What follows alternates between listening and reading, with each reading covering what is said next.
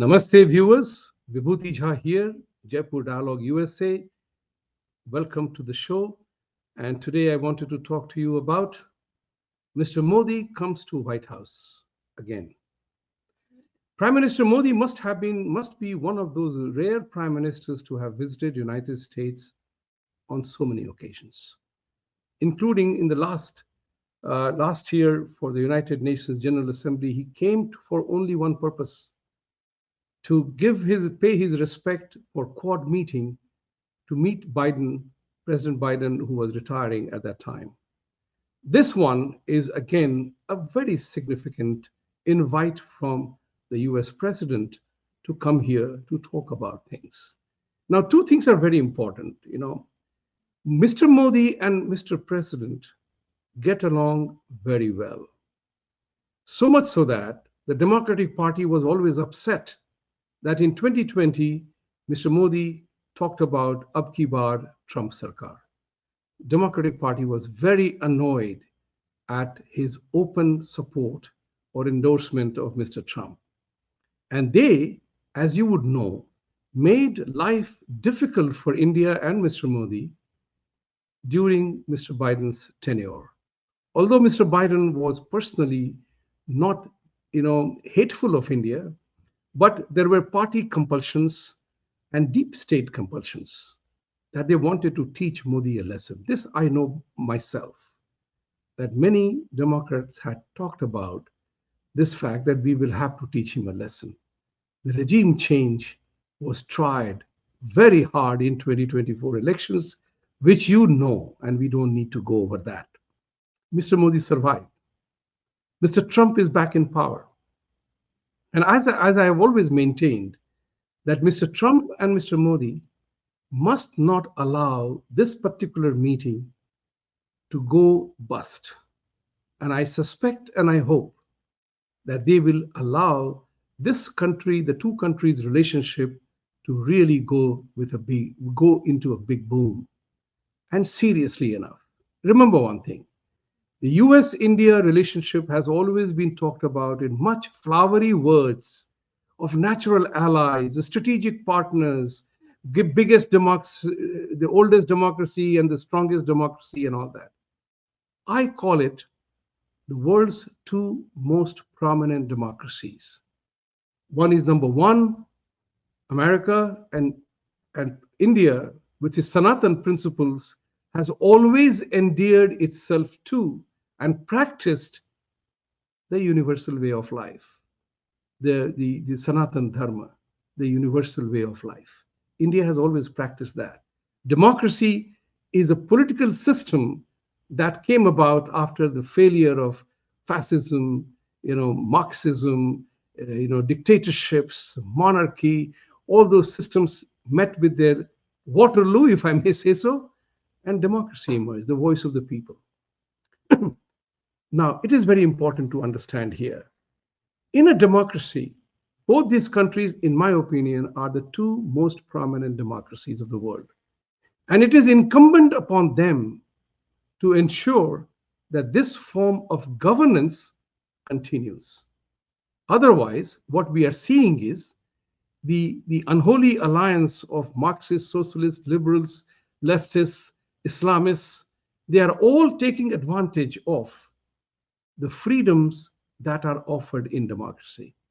Freedom, in my opinion, in this particular, by these elements, are used as the fault line of democracy. That's something which you have heard me say this before. And why do I say that? I say that because somebody told me this is how they are going to exploit India and the United States. That we pride in our virtues of freedoms, various freedoms. And they said, we will hit you hardest on all the freedoms that you are very proud of, because we will do things that will take advantage of the freedoms that you give me. But I will not let you take advantage of me, because I don't allow freedom in my faith. This is what is important, and that's what brings Modi and Trump together. Their belief in individual enterprise, private capital, freedom to do business, freedom to grow the economies, freedom to do things for their people. Therefore, Both these gentlemen, when they are meeting this time, they know it that this is the last 4 or 5 years. Trump has 4 years, Modi ji has 5 years. This will determine the future of democracy in the world as we know it. Because if you have followed World Economic Forum, what I call the elements of how they want to bring about the change, the World Economic Forum is very clear. Mr. Karl Schwab is very clear the kind of world that he wants, and that's not democracy. That's not democracy. If democracy has to change and adapt, so be it. But in the current form, the way it is, to protect and defend democracies, Modi and Trump must bat together, to use the cricket language. They have to bat together. There is no other choice. Otherwise, you will see US aid kind of things happening. There is a very important part here. Mr. Modi is not coming for tea or coffee or a champagne trip to United States. It's a one-day trip, 12th, and I'm 100% sure that in the back of all the coming together, there is significant actions have been taken to smoothen the relationship or put the relationship on stronger footing. These 4 or 5 years are very, very critical for survival of Indo-US relationship. And I'm saying this with my eyes wide open, that the future of India-US relationship will depend upon how this administration of both the countries conduct themselves, whether they do it in seriousness or they are just being transactional. Now, there's nothing wrong in being transactional. A lot of people say that United States is a transactional country. They want to serve their particular purpose and they'll abandon their friends. That accusation is probably quite correct in its own way, because there is a saying in international arena that there is nothing permanent in international relations. It's the interest that governs your relationship. So if United States wants to have a transactional relationship with India, let that be made clear. Let's not confuse transaction with relationship. Indians like to have a relationship. Because of our intrinsic belief in Vasudhaiva Kutumbakam and all that philosophies that we have, we like to have a long-term relationship. In relationship, you may have up and down, but you don't abandon your friends. You take your enemies seriously. That is the moment for Mr. Trump to recognize that India is your one big ally that will head towards fulfilling American dreams. If America wants to become great again, and I'm a supporter of Mr. Trump and Mr. Modi, and that's why I pin great hope in this particular 12th February meeting. I won't be here in United States. I'll be traveling. I will be in India at that time. So the point of the matter is that this is critical from that point of view. Look, buying a GE engine, having some energy tie-up, these are all part of essential exercise to cement a relationship. But if you have to respect other person's point of view, whether India buys Su, a Russian fighter plane, or American fighter plane, that decision ought to be left to India's decision-making apparatus. That decision-making. That cannot become a cause of enmity. This is what mature relationships do with each other. And I suspect that both Modi and Trump have so many points on which they converge. That's important to know. They converge on Islamic terrorism.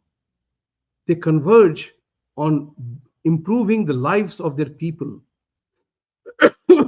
They converge on the fact that to make each other's country great. Prime Minister Modi with the Make in India program, because he wants to make India a very strong economic power. Sorry. He wants to make India a very strong economic power. Mr. Trump is interested in making America great again. And what does that mean, really? That was Ronald Reagan's statement, to make America great again.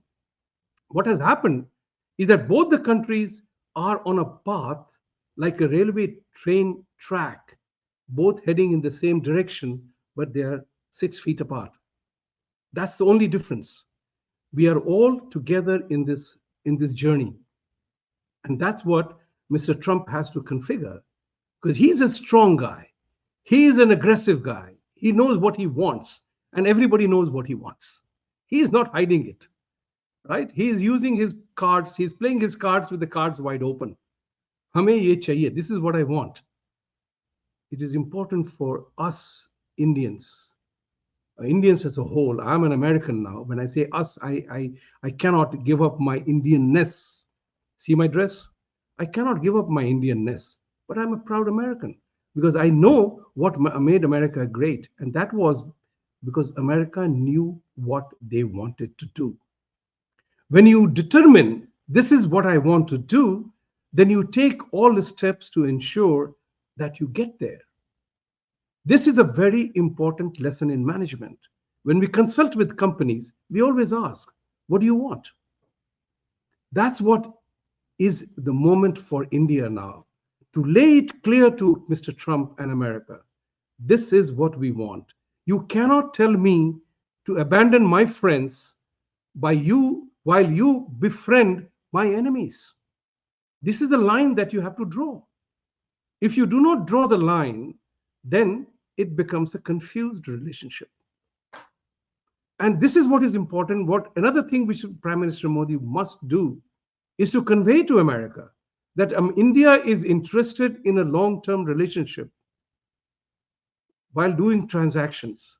But what India is not going to forgive or forget is the important part, that you can't sleep with my enemy to disturb the geopolitical entity of my own country.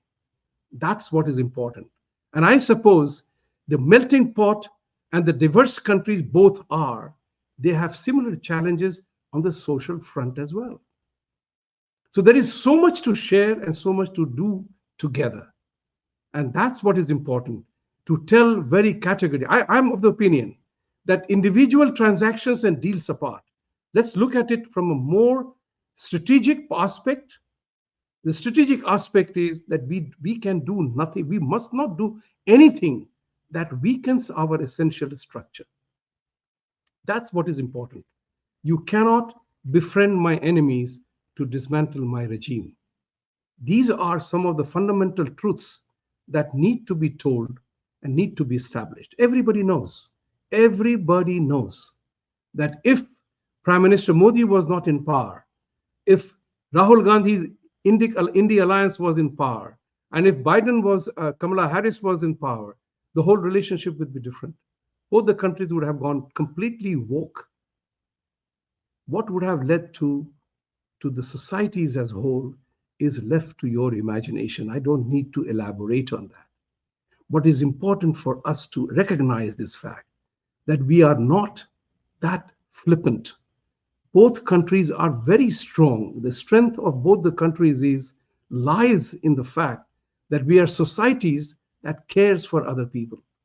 But in the effort to do that, we must not weaken our essential structure, and I'm repeating that. So therefore, it is very critical for Prime Minister Modi, and I'm sure that the way he has run his administration, he's far ahead from your and my thinking. But there comes a moment in time that we know everything, but we don't do everything that is required to do to get there. And this is the moment in time that you have to do what you want. You have to lay it out that if we don't negotiate with terrorists, then you don't negotiate with terrorists. That's the bottom line. At that time, sacrifices are required. United States, this is where the people are taken advantage of. When your system begins to get taken advantage of, that's the time when you have to clamp down this far and no further. Ladies and gentlemen, I've made this conversation a little generalistic. I'm not talking about a GE deal here or an Air Force deal here or a Navy deal here or a weapons, but those are part of the process. I'm talking about the strategic intent, and I repeat one more time that both the countries must recognize that the future of democracy as we know it is safe only if these two countries actively collaborate with each other to make sure that it is democracy that survives and not a transaction. Thank you very much for watching. Wish you all the best, and the truth must triumph all the time. Thank you.